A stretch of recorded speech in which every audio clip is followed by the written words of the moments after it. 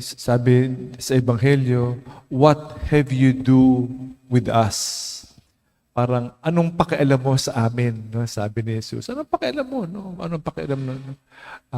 Ayaw natin pinakikialaman yung ating buhay. No? Gusto natin, I'm in charge. I can do with whatever I please.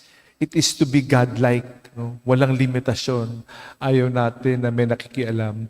Ayaw natin si Jesus. Imagine, we want to cut from Jesus. In our minds, we know it is wrong, but in our hearts, alam natin, no, we cannot do that. We do not want our consciences to be sensitive. Gusto natin manhidin yung ating konsensya para patuloy ang kadiliman, patuloy ang bisyo, patuloy ang kasalanan. No? Ayaw natin na babagabag. But we know we cannot do so. No? We cannot cut off the conscience. The voice of God built in each and every one of us is alive. No? Pag dinided man natin yan, we will not have peace. Hindi naman natin kaya patayin yung konsensyang yan. No? Nandiyan dyan naman yung konsensyang yan. But we want to be free from that conscience. We want to cut from that. We want the authority of Jesus not to exist in our lives. We continue to be enticed by worldliness or what the Word has to offer. The Word or the world. No?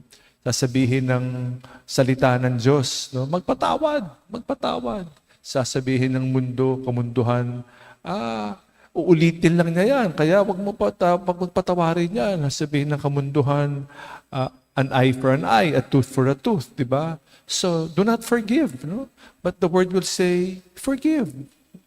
The Word would say, give, magbahagi, no? Share. Sabihin ng kamunduhan, kailangan magtrabaho yan, magsumika para matuto. No? Hindi man po pwedeng umaasa yan. No? So we see the difference of the Word of God and what the world is inviting us. Allow Jesus to have control over our lives. We cannot cut from Him.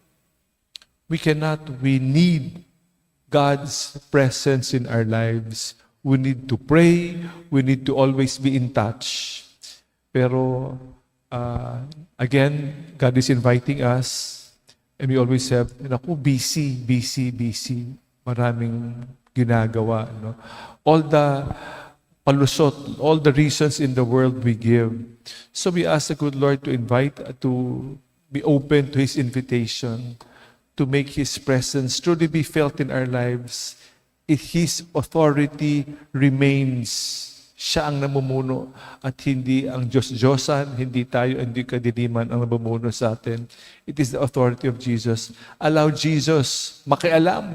Siya naman ang may-ari Siya naman ang may-ari ng buhay natin. So that we may, with the help of our saint today, Saint Gregory the Great, Pope Saint Gregory the Great, to help us always stay connected with the love of God. Thank you for this reminder today. Thank you for His love.